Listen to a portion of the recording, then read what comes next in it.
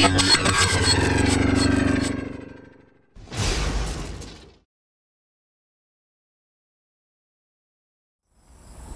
rahayu buat semuanya, matur sembah nuwun buat teman-teman ataupun sedulur-sedulur semuanya yang masih selalu support dan dukung. Pada kesempatan kali ini ada sebuah pertanyaan dari teman semuanya, bagaimana konsep dalam mencari jati diri atau mengenali jati diri. Pada kesempatan kali ini saya akan menjawab pertanyaan dari teman-teman semua sesuai dengan sepengetahuan saya ataupun apa yang pernah saya alami. Jadi konsep dalam mencari sebuah jati diri sebenarnya kita bisa belajar dari ilmu pewayangan. Dalam pewayangan di situ ada lakon Bima Suci mencari Dewa Ruci. Itu sebenarnya adalah konsep pencarian jati diri. Dan dalam suluk juga dijelaskan barang siapa mengetahui jati dirinya akan mengetahui gustinya. Nah, dalam konsep pewayangan Bima Suci di situ bahwa seorang Bima diutus untuk naik gunung Reksamuka, sehingga dia disuruh mencari kayugung susuhing angin.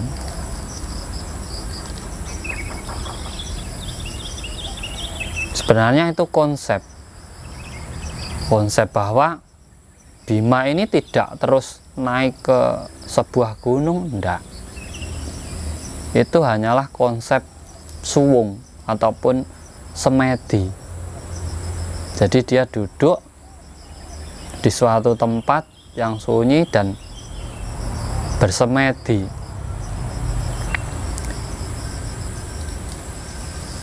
Gunung Reksamuka yang dimaksud di situ adalah hidung kita, keluar masuknya nafas, sehingga dia bertemu dua orang raksasa. Karena di hidung ini ada dua lubang, dan dia bisa mengalahkan raksasa itu. Akhirnya dia mendapatkan pusaka yang namanya Rujak Polo, Godo Rujak Polo.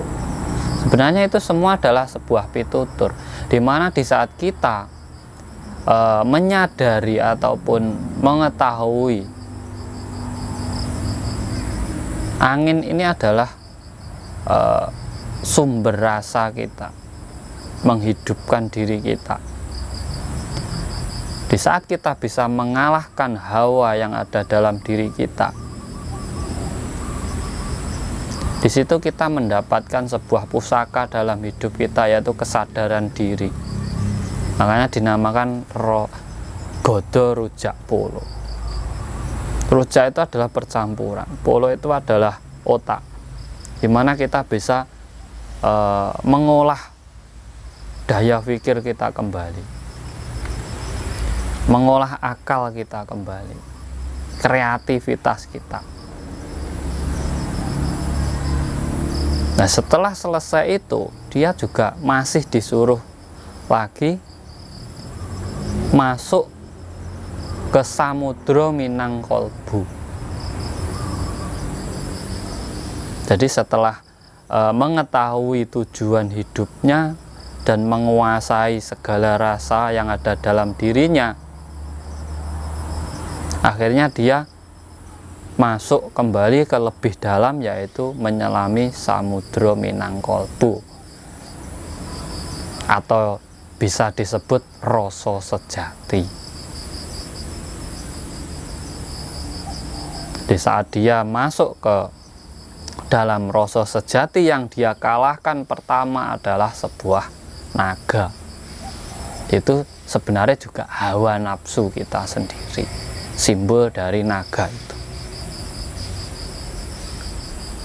Setelah dia mengalahkan hawa nafsu yang ada dalam dirinya, berjumpalah dia dengan seorang Dewa Ruci. Bisa dibilang itu adalah cahaya kebaikan dalam dirinya.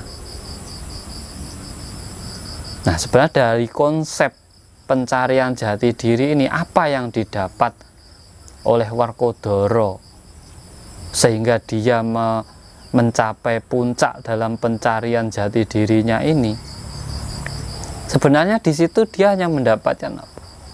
Dia tahu kesusahan hidupnya, dia tahu kebahagiaan hidupnya, dia tahu tujuan hidupnya, dia tahu tujuan kelahirannya, dan yang jadi puncaknya dia tahu trah dari para leluhurnya.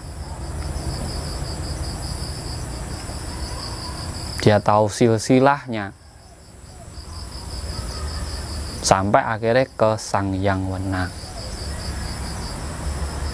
Nah, di saat orang tahu silsilah dari leluhurnya, berarti dia tahu hidup itu harus bagaimana, meneruskan apa yang menjadi cita-cita dari leluhurnya sendiri. Makanya setelah itu dia menjadi seorang resi atau brahmana. Tetapi karena kodrat dia menjadi seorang kesatria, akhirnya dia harus mengalahkan rasa ingin menjadi brahmananya itu, akhirnya kembali menjadi seorang kesatria untuk berperang di Bharatayuddha. Sama kita, di saat kita mengenali leluhur-leluhur kita, di situ kita bisa belajar keilmuannya dari para leluhur-leluhur kita tersebut. Akhirnya kita memiliki pilihan dalam hidup kita. Kita ingin menentukan diri kita menjadi apa. Karena kita harus paham, yang bisa merubah nasibmu adalah dirimu sendiri. Berarti kita bisa menentukan apa yang harus kita capai dalam hidup kita. Nah, jati diri ini sebenarnya puncaknya adalah di mana kita mengetahui leluhur kita dan mengenali diri kita, dan itu akan menimbulkan sifat kesadaran diri, di mana asal kita, di mana raga kita dibikin, dari tanah mana, di mana ibu pertiwi kita, siapa ibu kandung kita, siapa trah leluhur kita, sehingga kita benar-benar bisa menghargai itu semuanya. Makanya untuk kita, apabila ingin tahu jati diri kita, ya kita harus tahu raga kita ini dibikin dari ibu pertiwi mana. Terus kamu dilahirkan dari bapak dan ibu ini dari mana? Contoh, tanah Jawa membuat raga saya dilahirkan juga dari orang Jawa.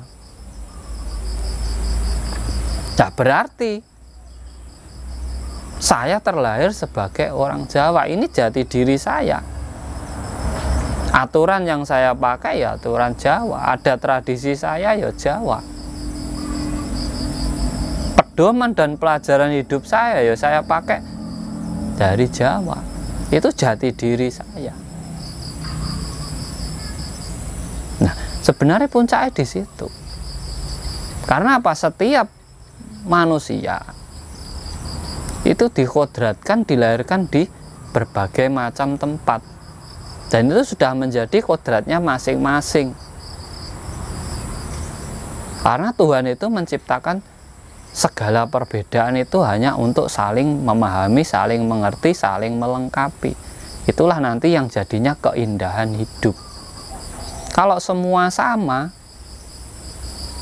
hidup itu kurang ada warnanya.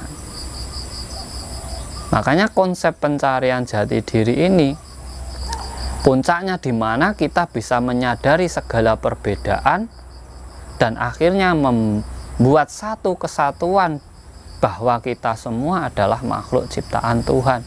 Makanya sapa wonge ngerti jati dirine bakal ngerteni Gustine. Manunggaling kaula Gusti akhirnya, dimana seluruh makhluk di alam semesta bisa bersinergi, bisa saling memahami, bisa saling menghormati, bisa saling melengkapi, bisa saling menghidupi. Disitulah manunggaling kaula Gusti. Nah, ini sangat penting. Tidak semua orang bisa menemukan jati dirinya karena masih dikalahkan oleh egonya itu tadi, oleh hawa nafsunya itu tadi, oleh rasanya itu tadi.